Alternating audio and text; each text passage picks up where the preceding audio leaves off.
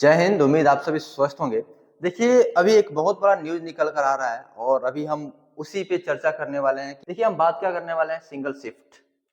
आप लोग समझ पा रहे होंगे कि अभी एक सिंगल शिफ्ट को लेकर चर्चा चल रहा है और इसके बाद हम बात करें तो नॉर्मलाइजेशन फार्मूला को लेके भी चर्चा चल रहा है।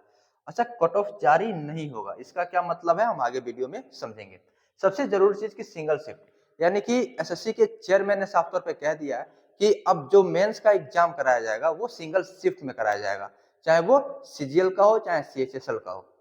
जो भी अब एग्जाम मेंस में होंगे वो सारा जो होगा वो सिंगल शिफ्ट में ही कराया जाएगा। और सबसे बड़ा जो फंडा है वो है नॉर्मलाइजेशन को लेकर। और नॉर्मलाइजेशन को लेकर क्या न्यूज आ रहा है, अगर इस विषय पे हम चर्चा करें तो पहले हम इस आर्टिकल को देख लेते हैं।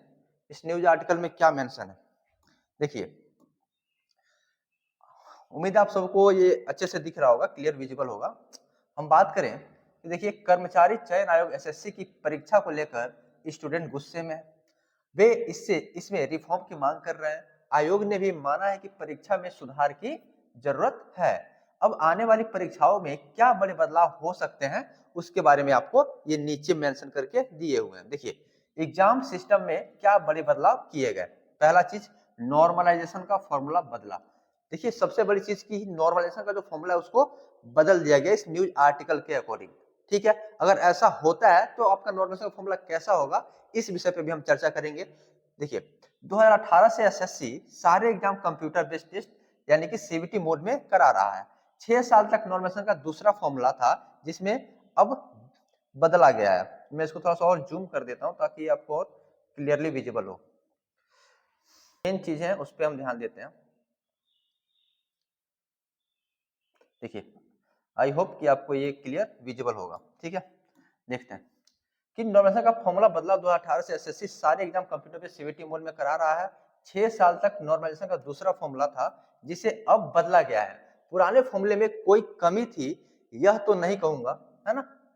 चेयरमैन ने कहा कि पुराने फॉर्मूले में कुछ कमी थी, इसके बारे में तो नहीं कहूंगा, लेकिन और भी जो नॉर्मलाइजेशन के और भी फॉर्मूले हो सकते हैं। अच्छा, इस फॉर्मूले में क्या हमें देखने को मिल रहा है, देखिए कि कैंडिडेट की सबसे बड़ी शिकायत था कि एग्जाम अगर 10, 20 और 40 शिफ्ट में हो रहे हो तो हो सकता है कि एक शिफ्ट का पेपर थोड़ा आसान हो और दूसरा मुश्किल हो। अब एसएससी ने स्पष्ट कर दिया है कि नॉर्मलाइजेशन आपकी ही शिफ्ट में होगा। नॉर्मलाइजेशन आपकी ही शिफ्ट में होगा, इसका एक बहुत बड़ा मतलब है। देखिए, कहने का मतलब है कि अब हर शिफ्ट के अकॉर्डिंग नॉर्मलाइजेशन किया जाएगा। अभी हम इस पे भी चर्चा करेंगे, इसको और विशेष रूप से समझेंगे कि जो आपका नॉर्मलाइजेशन का फॉर्मूला होगा अभी पुराना कैसा था और नया कैसा था। पहले हम इस आर्टिकल को पढ़ लेते हैं। देखिए, मान लीजिए कि सुबह वाला एग्जाम आसान रहा, शाम वाली शिफ्ट का एग्जाम मुश्किल रहा। दोनों एग्जाम में 10-10 हजार कैंडिडेट बैठे तो नॉर्मलाइजेशन एक एक शिफ्ट में होगा। यानी कि अगर अलग अलग शिफ्ट में एग्जाम हो रहा है तो अलग अलग शिफ्ट में नंबर ऑफ स्टूडेंट मान लेते हैं कि 10-10 हजार होंगे, तो अलग अलग शिफ्ट का जो एग्जाम होगा, सॉरी नॉर्मलाइजेशन होगा, वो अलग अलग होगा। इसको अभी हम और विस्तार से समझेंगे, पहले इसे पढ़ लें एक बार। देखिए, एक एक शिफ्ट में होगा। अगर परसेंटाइल के हिसाब से अगर हमें टॉप 5 परसेंटाइल कैंडिडेट चाहिए तो सुबह की शिफ्ट के अंदर टॉप 5% और दूसरी शिफ्ट में टॉप 5% का चयन करेंगे। यानी कि शिफ्ट के अकॉर्डिंग जो है होगा आपका, परसेंटाइल के अकॉर्डिंग जो बच्चे हैं उनका चयन किया जाएगा। अच्छा, इसको हम और अच्छे से समझते हैं, इसके लिए आते हैं हम अगले स्लाइड पे। देखिए, पहले हम समझेंगे कि जो पुराना पैटर्न था उसमें नॉर्मलाइजेशन कैसे होता था, और इसके बाद हम समझेंगे कि अब जो आपका नॉर्मलाइजेशन होने वाला है वो कैसे होने वाला है। दोनों चीजों पे हम विशेष रूप से चर्चा करेंगे। देखिए, ये एक बहुत इंपॉर्टेंट पहलू है जिसमें बच्चे जो बैठे हुए हैं 10,000 बच्चे हैं। वैसे शिफ्ट 2 में भी 10,000 बच्चों को बैठाया गया, शिफ्ट 3 में भी 10,000 बच्चों को बैठाया गया, और 4 में भी 10,000 और 5 में भी 10,000। हमने मान लिया कि टोटल जो स्टूडेंट है वो 50,000 है। ठीक है, हम 50,000 एक आंकड़ा लेकर इन नॉर्मलाइजेशन के फॉर्मूले को समझेंगे। जो पुराना फॉर्मूला था वो क्या कहता था, अब जो नया फॉर्मूला आया है वो क्या कह रहा है। देखिए ध्यान से कि हमने मान लिया टोटल 50,000 बच्चों का एग्जाम है, हमने एग्जाम को 5 शिफ्टों में कराया और हर शिफ्ट में हमने 10,000 बच्चों को ले लिया। ठीक है, हम ये मानते हैं कि जो पहला शिफ्ट था ये थोड़ा हार्ड था और इसमें एवरेज मार्क्स जो निकल के आया वो 110 आया। ऐसे ही दूसरे में 120 आया, तीसरे में बात करें तो 115, चौथे में बात करें 125 और पांचवें में बात करें तो 130। ठीक है, तो जो पुराना नॉर्मलाइजेशन फॉर्मूला था वो क्या कहता था कि इनके एवरेज जो मार्क्स है ना उनको इक्वल कर दो। उनको क्या कर दो, इक्वल। जैसे कि हम मान लिए कि सबसे ज्यादा अगर देखा जाए तो आसान शिफ्ट ये रहा है, पांचवा शिफ्ट, जिसमें एवरेज को सबसे ज्यादा निकल कर आ रहा है। तो जिनका स्कोर कम है उनको भी उठा के क्या कर दो, इनके इक्वल कर दो। यानी कि मानते 110 से 130 है, तो इनके शिफ्ट में क्या कर दो, हर एक बच्चों का जो नंबर है वो 20-20 नंबर बढ़ा दो। वैसे यहां से हम बात करें तो देखिए 120 130 है, तो यहाँ पे हर बच्चों का जो नंबर था वो 10 नंबर बढ़ जा रहा था। 15 से 30 में 15 नंबर बढ़ जा रहा था। 125 से 30 में यहाँ पे यानी कि इस शिफ्ट के जो 10,000 बच्चे होंगे उन हर बच्चों का जो नंबर था वो 5 नंबर बढ़ जा रहा था। ठीक है, तो इसको आप अच्छे से समझ रहे होंगे कि एवरेज मार्क्स को क्या कर दिया जा रहा था, उठा के इक्वल कर दिया जाता था। यानी कि उस शिफ्ट के जितने भी बच्चे होंगे उन सारे बच्चों का 20 नंबर, इसमें बात करें तो 10 नंबर, और इसमें जितने भी 10,000 बच्चे हैं सबका जो नंबर है वो 15-15 नंबर, 5-5 नंबर, 10-10 नंबर इंक्रीज कर दिया जाता था। और इसके बाद क्या किया जाता था, मान लीजिए एसएससी को 10% बच्चे चाहिए, कितने बच्चे चाहिए, 10%। तो 50,000 का अगर हम 10% निकालें, 50,000 का यदि हम 10% निकालें तो कितना आता है, 5,000, है ना, 5,000। अब मान लीजिए हमें 5,000 बच्चों को क्या करना है, क्वालिफाई कराना है। तो अब हम ओवरऑल देखते थे कि कितने बच्चे हैं, है ना, ऊपर से जो कि 5,000 के कैटेगरी में आ जा रहे हैं। यानी कि वो 5,000 टॉप 5,000 बच्चों को overall in total number of student से सेलेक्ट कर लिया जाता था। पुराना फॉर्मूला के हिसाब से क्या किया जाता था कि एक कट ऑफ जारी किया जाता था, उस कट ऑफ के अकॉर्डिंग जो 50,000 बच्चे थे उसमें से मान लीजिए हमें 10% बच्चे चाहिए, उन 10,000 बच्चों को, सॉरी उन 10% बच्चों को, यानी कि 5,000 बच्चों को सेलेक्ट कर लिया जाता था। लेकिन अब के फॉर्मूले में क्या हुआ है, ध्यान से देखिए, सबसे इंपॉर्टेंट ये चीज है, तो इसको समझना काफी ज्यादा जरूरी है। पहली चीज कि मानते हैं कि शिफ्ट 1 है और इसमें 10,000 बच्चों ने एग्जाम दिया, ऐसे शिफ्ट 2 में भी 10,000 और ऐसे में 5 शिफ्ट लिया, यहाँ पे भी जो टोटल स्टूडेंट है वो कितने हैं, 50,000, टोटल 50,000 बच्चों ने एग्जाम दिया। अब क्या किया जाएगा, मानते हैं कि जो एवरेज मार्क्स है बच्चों का वो अलग अलग है। जैसे कि मान लिया शिफ्ट 1 के जो बच्चे हैं इनका एवरेज मार्क्स 115 निकल के आ रहा है, ऐसे मान लिया शिफ्ट 2 के जो बच्चे हैं इनका 118 आ रहा है ना, इनका मान लिया कि 110 आ रहा है। ऐसे मान लें कि शिफ्ट 4 वाले जो बच्चे हैं इनका 120 आ रहा है, और आप इसको मान लेते हैं 130 आ रहा है। तो हमने मान लिया कि एवरेज मार्क्स इतना निकल के आ रहा है।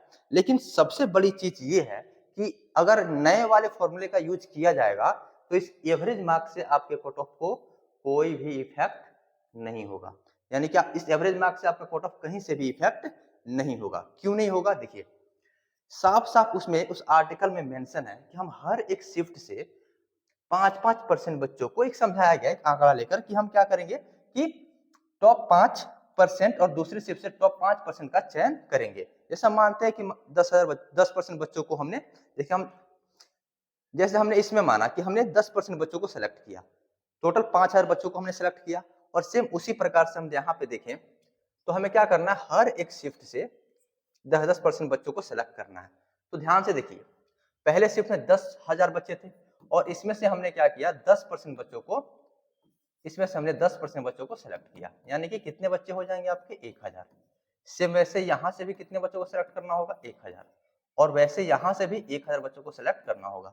सिमिलरली बात करो तो शिफ्ट 4 से भी 1,000 बच्चों को क्या करना पड़ेगा, हमें सेलेक्ट करना पड़ेगा, और यहां से भी हमें 1,000 बच्चों को जो है सेलेक्ट करना पड़ेगा। टोटल अगर हम देखें तो कितने बच्चों को हमने सेलेक्ट कर लिया, 5,000, है ना। 1,000 बच्चों को हमने 5 शिफ्ट से सेलेक्ट किया, तो टोटल कितना हो गया आपका, 5,000। तो 5,000 सिलेक्शन यहाँ भी हो रहा था, लेकिन यहाँ पे क्या था, ओवरऑल का 10% निकाला जा रहा था, और यहाँ पे क्या है कि हर एक शिफ्ट का 10% बच्चों का सिलेक्शन होगा। यानी कि अगर आपका शिफ्ट मान लीजिए बहुत हार्ड है, बहुत हार्ड है, आपका जो एवरेज मार्क्स है काफी कम निकल कर आ रहा है आपके शिफ्ट का, तो उसके अकॉर्डिंग क्या किया जाएगा, आपके टॉप 10% जो बच्चे होंगे, यानी कि शिफ्ट में टॉप 10% जो बच्चे होंगे उनको सेलेक्ट कर लिया जाएगा। वैसे ही आपका शिफ्ट इजी हो या हार्ड हो, नॉर्मलाइजेशन में किसका कितना बढ़ेगा कितना घटेगा इसका जो भी था वो खत्म हो चुका।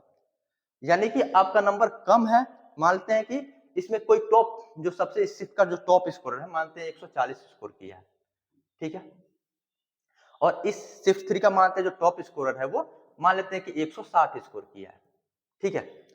तो देखिए अब यहाँ पे 140, यहाँ पे 160, अगर देखा जाए तो ये एग्जाम का जो लेवल था वो हार्ड है, और यहाँ पे देखा जाए तो एग्जाम का लेवल इजी है, तभी यहाँ पे जो स्कोर हुआ है वो ज्यादा हुआ है। यहाँ पे क्या क्या है कि आप 140 स्कोर करें या आप 160 स्कोर करें, इससे मतलब ही नहीं है। एसएससी को बस मतलब है कि आपके शिफ्ट के टॉप 10% बच्चे हैं उनको सेलेक्ट करना है। यानी कि आपके शिफ्ट के जो 10% बच्चे होंगे उनको क्या करेगा, वो सेलेक्ट कर लेगा। तो यहाँ पे कौन सा शिफ्ट आसान है, कौन सा शिफ्ट हार्ड है, इससे कोई भी आपके कट ऑफ को इफेक्ट नहीं पड़ेगा। आपका शिफ्ट अगर आसान होगा उसमें से भी 10% बच्चों को ले लिया जाएगा, टॉप 10% बच्चों को। वैसे अगर आपका शिफ्ट अगर हार्ड भी होगा उसमें से भी टॉप 10% बच्चों को सेलेक्ट कर लिया जाएगा। और यही जो है वो एसएससी का भी नया नॉर्मलाइजेशन फॉर्मूला आया है। और इसमें सबसे बड़ी चीज कि ना किसी का नंबर बढ़ेगा ना किसी का नंबर घटेगा। ठीक है। अच्छा, कट ऑफ जारी नहीं होगा। कट ऑफ क्यों नहीं जारी होगा? क्योंकि मानते हैं कि हर शिफ्ट, कोई शिफ्ट बहुत हार्ड हो गया तो वहां पे जो टॉप 10% बच्चे हैं उनका स्कोर मानता हूं कि चलिए 120-25 ही आ रहा है। और कोई कोई शिफ्ट बहुत ज्यादा आसान हो गया, वहां पे मान के चलता हूं कि 150-55 आ रहा है। बच्चों का जो स्कोर है 150 से 155 आ रहा है। ठीक है, टॉप 10% बच्चों का। और यहाँ पे 120 से 25 है। तो एसएससी कोई भी एक कॉमन आंकड़ा नहीं दे पाएगा कि इतने नंबर से ऊपर वाले बच्चों को मैं सेलेक्ट करूंगा, क्योंकि उसको शिफ्ट वाइज क्या करना है, अलग अलग बच्चों को सेलेक्ट करना है। तो कोई शिफ्ट हार्ड होगा तो जाहिर सी बात है कि उसमें जो बच्चे एग्जाम दिए होंगे उनका जो नंबर होगा, जो मार्क्स होगा, वो कम ही होगा। तो आपका कोई भी, जहां तक लग रहा है वहां तक भी कोई कट ऑफ जारी नहीं किया जाएगा। हो सकता है कि कई individual shift wise cut off जारी किया जाए, ओवरऑल कट ऑफ जारी नहीं किया जाएगा, क्योंकि ओवरऑल सिलेक्शन यानी कि ओवरऑल डाटा के बेसिस पे 50,000 के डाटा के बेसिस पे आपका सिलेक्शन हो ही नहीं रहा है। सिलेक्शन हो कैसे रहा है? आपके शिफ्ट के अकॉर्डिंग, यानी कि आपके शिफ्ट के टॉप 10% बच्चों को सिलेक्ट किया जा रहा है। तो उम्मीद है आपको समझ में आया होगा कि जो ये नया नॉर्मलाइजेशन का फॉर्मूला है वो क्या है और कैसे बच्चों को सिलेक्ट किया जाएगा। आपके शिफ्ट के अकॉर्डिंग बच्चों को जो है सिलेक्ट किया जाएगा। हर शिफ्ट से जो टॉप 10%, हम तो 10% एक आंकड़ा बता रहे हैं, है ना। एसएससी 15% सेलेक्ट करना चाहे, 5%, 20%, वो अपने अकॉर्डिंग करेगा। हम एक 10% लेके आपको एक डाटा समझा रहे हैं, एक आंकड़ा समझा रहे हैं कि देखिए अगर 10% बच्चों को सेलेक्ट किया जाएगा तो कैसे सिलेक्शन का प्रोसेस जो है वो कंप्लीट किया जाएगा।